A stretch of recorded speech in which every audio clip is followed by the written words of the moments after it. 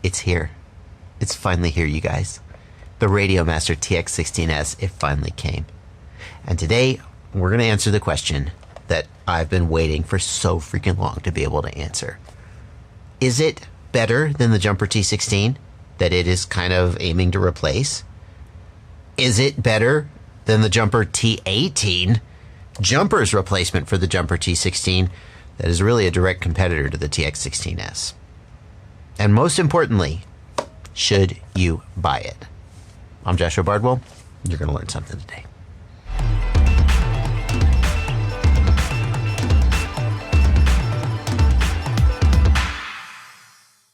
I want to start this video by talking about my Jumper T16, which has been my daily driver since October of 2019. And it took me a long time to actually decide to make that decision. This radio comes in at about $160, and oh my God, what this brought to the table. That's why the RadioMaster has me even more excited, because the RadioMaster does to the Jumper T16 what the Jumper T16 did to the X9D. It has more features at an even lower price, which kind of leaves us asking the question, why not? Why would you even think twice about buying it? We'll get to that. But before we do that, let's take a closer look at the RadioMaster TX16S, because we've all seen the renders and the photos, but here it is actually in my hands. And the first thing I notice when I get it in my hands is that it's actually bigger than the Jumper T16, and I kind of like it. How much bigger is it? Like, let's put it into actual quantitative. Holy cow, no, they're the same width. It's like exactly the same width. It's like exactly the same height, and it's like exactly the same thickness. I'm actually really surprised. When I first picked it up, it felt bigger. It must be these grips right here. We've got these kind of ridged grips on the back of the RadioMaster. On the Jumper, you got a little bit of a ridge, but it's just not as pronounced a ridge. So I guess that it does give it a little bit of a more of a feel of heft in the hand, and I find it pretty appealing. And it's also got a grip right here, a resting place for your index finger, or your middle finger, or however you hold the radio. That gives you just a little bit more of like a pistol grip, whereas on the Jumper, it's completely flat across the back, and there's no place to rest your finger. So I like the ergonomics just fine. Another thing that people really want to know about is the size of the gimbals. Let's compare. Gimbals on the RadioMaster look like they're about 47 millimeters in diameter, close to the same diameter as on the Jumper. And I haven't exactly got a protractor here to confirm, but the throw on the gimbals seems to be about the same angle as well. So the gimbals look like they're about the same size and about the same throw. One of the complaints about the Jumper was that the side sliders were too easy to bump. They were too loose, and they had a weak center detent. I will say that the center detent on the RadioMaster sliders does feel a lot stronger than the center detent on the Jumper.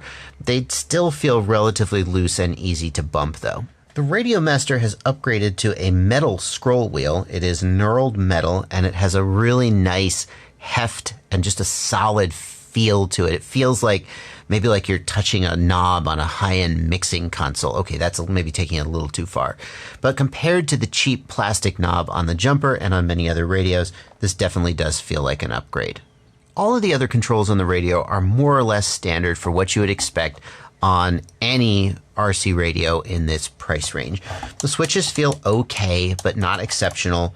The pots are not great. They get the job done. They have a nice center detent, and they're not going to go anywhere. And the rest of the buttons just feel pretty much like you'd expect. RadioMaster has changed the layout of the radio, though. On the Jumper, you've got the sys key here on the left and the back key here on the right. And then there's the model key right here. And that gets you used to kind of like pushing back with this thumb, and enter, of course, with the jog wheel. On the RadioMaster, they put the sys key here and the model key here, which might be argued to make a little more sense since sys and model are the two main menus that you're usually going to be reaching for. The back key is here, and RadioMaster has added both a page forward and a page back key. It's always been the case in OpenTX that you can go back one page by long pressing the page key, but a lot of people don't know that, and a lot of people don't use that function. RadioMaster delivers the radio with OpenTX flashed on it, and it seems to me like this is a custom build of OpenTX 237. I actually looked, and you can actually get a build for this from the OpenTX website. You have to download it from RadioMaster. This radio will be fully supported in OpenTX 2.4. And it's important to point out that the radio comes with a touchscreen pre-installed, but the touchscreen doesn't actually do anything until OpenTX 2.4 comes out, and then it will sort of be enabled. Well, since you can't easily flash OpenTX to the radio using the usual methods, you're stuck with whatever RadioMaster delivers. And it's a good thing that they've compiled in the options that many people are most commonly going to want to use. If we look here at the version screen, we can see that the options include Crossfire. It supports Crossfire out of the box. Internal multi-protocol, of course you'd need that. Multi-module, and Lua-C, so you can run Lua scripts. It's also pretty cool that RadioMaster delivers the SD card in the unit pre-installed with copies of the firmware that you're most likely going to want to flash, including the radio firmware for mode 1 and mode 2, so you can easily switch between. You don't really have to reflash to switch between mode 1 and mode 2, but okay. And the multi-protocol firmware as well. You don't have to download that stuff off the internet. It's right there on the SD card for you. Now, the T16 did not originally have internal charging, and a modification was released that allowed you to upgrade it to support USB-C plug and internal charging. But there were some problems. The Jumper T16 charging board charged too fast, and a resistor on the board got super hot. And then they said, well, just don't use quick chargers, like use a 500 milliamp. And it's like, no, come on. I want to be able to use any USB charger that I want.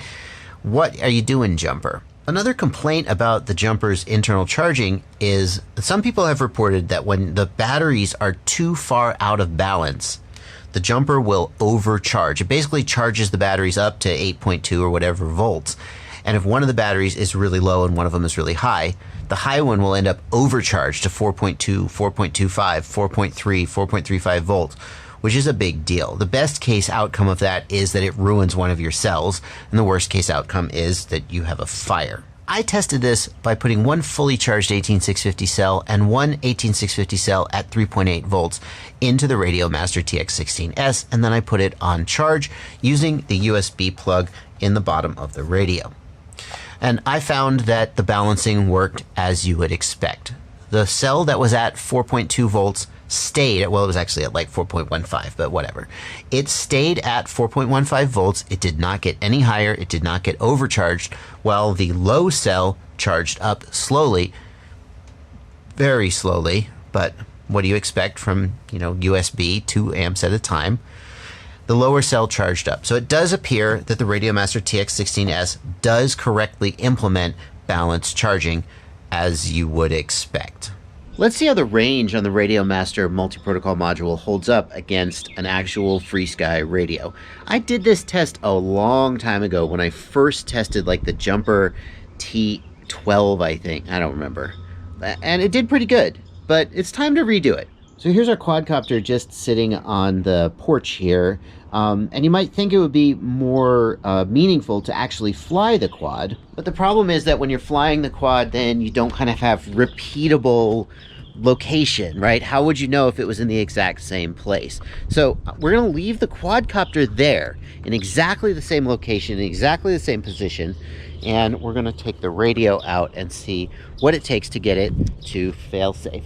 And by the way, I did do the frequency fine-tuned. If you don't know about frequency fine-tune, you may not be getting all the range out of your radio that you could. This is something that only the 4-in-1 modules have to do, not authentic FrSky radios.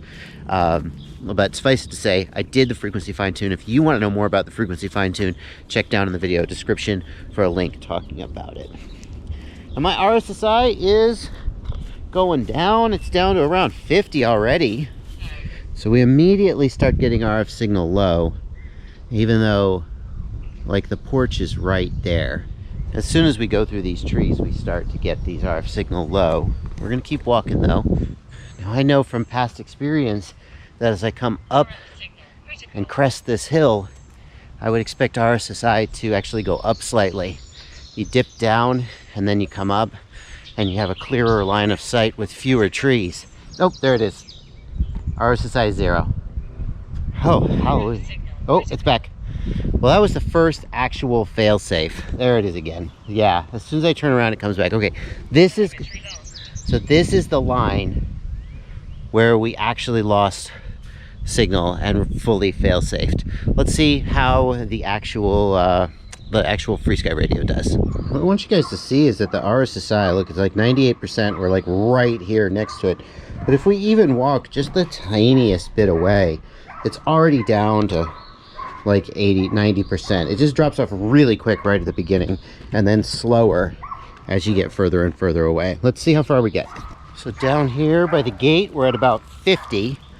And if I remember right as I went around the trees, we started to get like 45 low telemetry. 51, 53, 52, 49.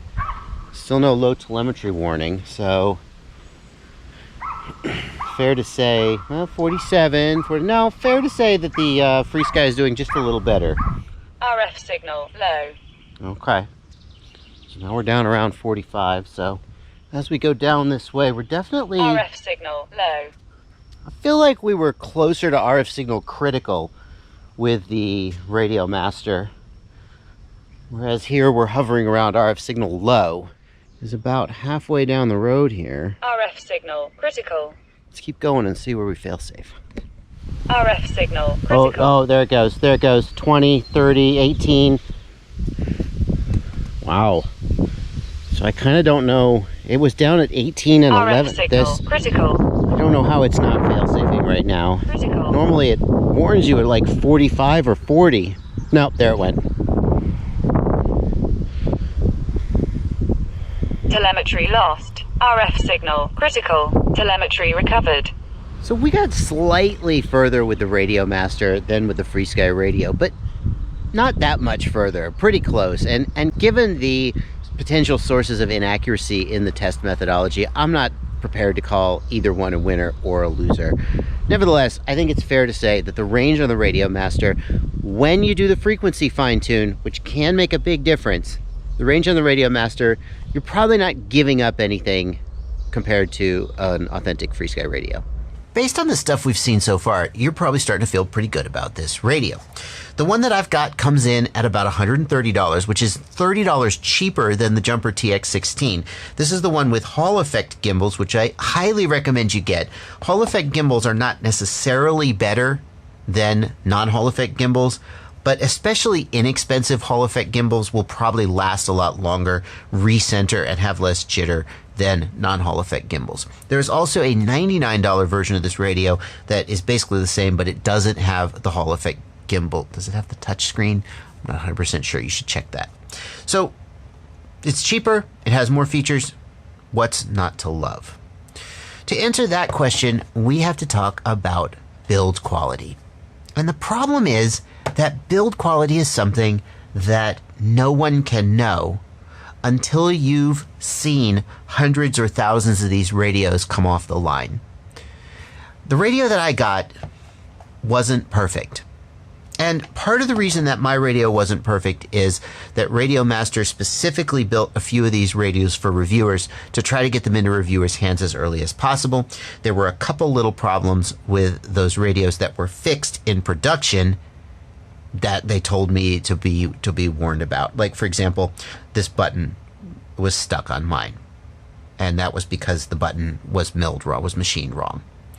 But there are some problems that I've heard popping up from other people who got the radios and not just special review samples. For example, stuck jog wheels. And if you open the radio up and kind of loosen the screw just a little bit that holds the jog wheel in place, then it's basically perfect. I knew somebody who got a slider, and the slider wasn't working. And he opened it up and he found a broken solder joint and he resoldered it, and then it was perfect. And I think if you're in the market for a radio like this, you at least have to acknowledge that you may run into some of those issues. That's not unique to the RadioMaster. It's true of any radio at this price point. And I hear from so many people who buy these radios and they love them. They feel like they're such a great deal because you're comparing them to $300, $500, $600 radios from manufacturers like Spectrum, FreeSky, Futaba. And I remember what it was like when I was first getting into the hobby. I just could not bring myself to spend that much on a radio. So for what you get at $160, it's a pretty good freaking deal. But you have to be aware that there's a chance that you'll get a radio and you might need to open it up and maybe you'll need to resolder something, or maybe you'll take it back to the vendor you got it from and they'll replace it for you. Or maybe you'll have to fiddle with it a little bit, or maybe it'll be perfect. The thing is, we don't know. We don't know yet what the percentage of radios, because it's a brand new product, that will be perfect versus the percentage that will have problems. One problem that you definitely won't be having with the RadioMaster is the problem that the Jumper T16 has been having with ribbon cables. All of the switches and buttons on the Jumper T16 are wired up with ribbon cables, which they actually are worse for durability, but they're easier to assemble and cheaper to manufacture. Good ribbon cables will last forever, but cheap ribbon cables will not. And a whole lot of people have been having problems, to the point where Jumper is actually offering a free replacement upgraded high quality ribbon cable set to all of their customers. You can email the link in the video description if you have a Jumper T16 and you're having problems with your ribbon cables to take advantage of that. The RadioMaster does not use ribbon cables, it uses regular plugs, and that is something that I was really glad to hear when I first learned about this radio. So that brings us to the end of the video, and as always the question, should you buy it? And if we were to compare this radio just to the Jumper T16, I think the answer would be a resounding yes. This radio has more features than the Jumper T16. It's $30 cheaper for more features, doesn't have messed up ribbon cables. Even if you take into account that we can't know what the build quality is going to be like until it's been on the market for a while, we sure as heck know that the Jumper T16 has a lot of problems with its ribbon cables, and I would rather take a punt on this than take the known not so good quantity of the Jumper T16. But the real question is not, should you buy the RadioMaster or should you buy the Jumper T16? Because the Jumper T16 has been discontinued, and the Jumper T18 is its replacement.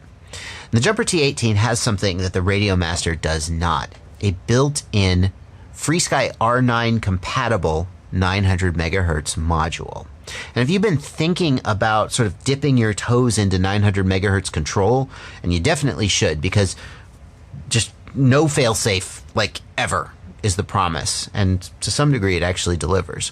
If you've been thinking about dipping your toe into 900 megahertz control, but maybe you haven't wanted to stick another module in the back of your radio, or maybe you just haven't wanted to spend the money, the Jumper T18 has got to be on your radar.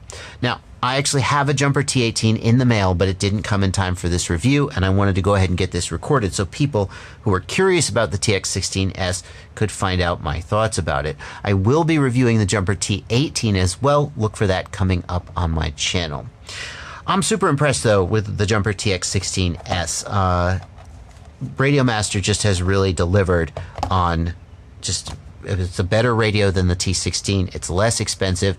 And if Jumper hadn't put the T18 out, then this would just be a slam dunk compared to the T16. Is it a slam dunk compared to the T18? We'll have to wait and see. That's going to do it for this video. Links in the video description to this radio. If you have decided that this is the one for you, I sure do appreciate it if you use those links, because they are affiliate links, and I get a small commission when you make any purchase at the affiliated vendor after you click one of those links. Just click the link, make a purchase, I get a small commission, and it's a way you can help me out. Thank you guys so much for watching. What do you think? RadioMaster slam dunk compared to the T16? What about the T18? Which one are you most excited about? I already have Crossfire, so I'm not that excited about the 900 megahertz R9 stuff built into the T18. I'm going to stick with my Crossfire, but not everybody is committed to Crossfire yet. That's going to do it for this video. Thank you so much for watching. Happy flying, everybody.